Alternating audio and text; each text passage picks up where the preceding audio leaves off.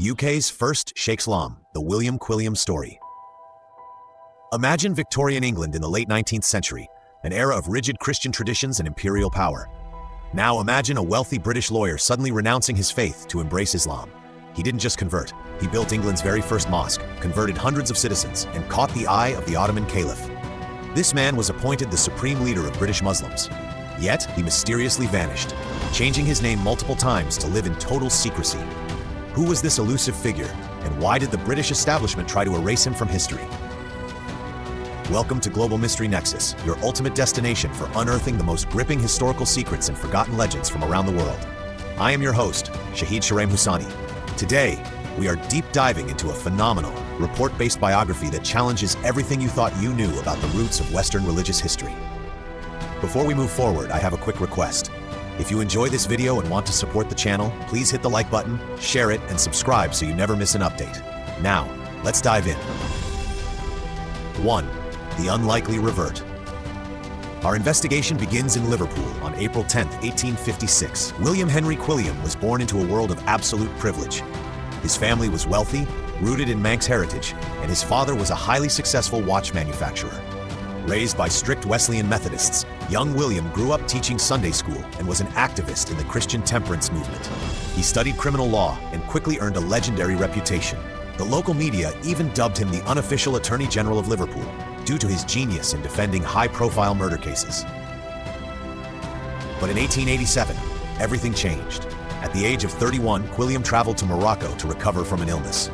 There, under the Mediterranean sun, he witnessed the tranquil lifestyle and spiritual devotion of local Muslims.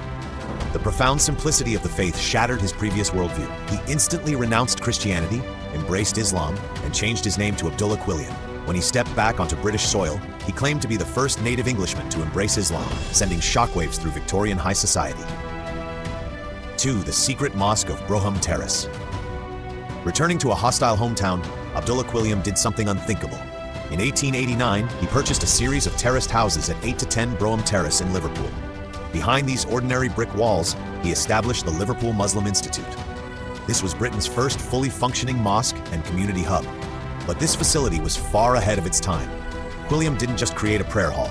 He established a boarding school for boys, a day school for girls, a fully equipped science laboratory, a museum, and even an orphanage for non-Muslim children. Through charismatic preaching and endless community work, Quilliam achieved a stunning feat. He successfully facilitated the conversion of approximately 600 British citizens to Islam. His converts included aristocrats, mayors, and highly educated professionals. He launched global publications called The Crescent and The Islamic World, which reached readers in over 80 nations. His intellectual defense of Islam was so brilliant that even Queen Victoria ordered several copies of his book, The Faith of Islam, for her own children to read. 3. The Sultan's royal chosen leader. As Quilliam's influence expanded across continents, it caught the attention of the absolute superpowers of the Islamic world. He was invited to exotic royal courts, receiving honors from the Shah of Persia and the Emir of Afghanistan. However, his most significant relationship was with the legendary 34th Sultan of the Ottoman Empire and Caliph of Islam, Abdulhamid II. The Sultan recognized Quilliam's immense diplomatic value and tireless efforts to accurately propagate Islam in Europe. In 1894, Sultan Abdulhamid II officially appointed Abdullah Quilliam as the first ever Sheikh-ul-Islam of the British Isles.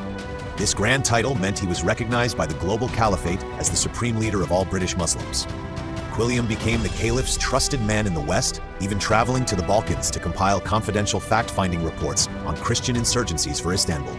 He openly defended the Ottoman Empire at a time when the British Empire viewed the Turks as a mortal geopolitical enemy, creating a dangerous conflict of interest.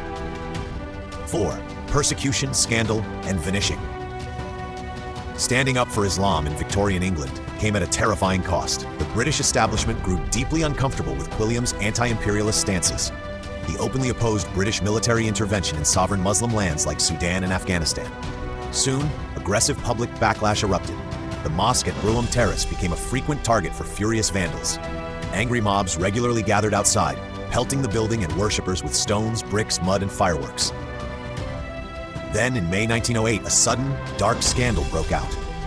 Quilliam was accused of fabricating evidence in a high-profile divorce case while practicing law. Facing imminent arrest and severe professional ruin, the Sheikh-ul-Islam abruptly left Liverpool and fled to Turkey. Without his charismatic leadership, the Liverpool Muslim Institute closed its doors, and the community scattered overnight. When the Young Turk Revolution deposed Sultan Abdul Hamid II later that year, Quilliam found himself completely exposed. He returned to England in total secrecy, adopting a series of radical new identities, including Professor Henry Marcel Léon. He spent his final decades hiding in plain sight, writing scientific papers to distance himself from his past, until he died in London in 1932. For nearly a century, Abdullah Quilliam was buried in an unmarked grave in Brookwood Cemetery, completely marginalized by history.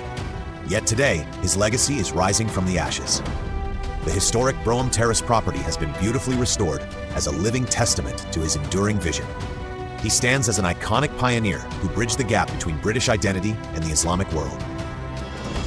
Thank you for watching. Like, share, and subscribe our Global Mystery Nexus channel for more informative videos.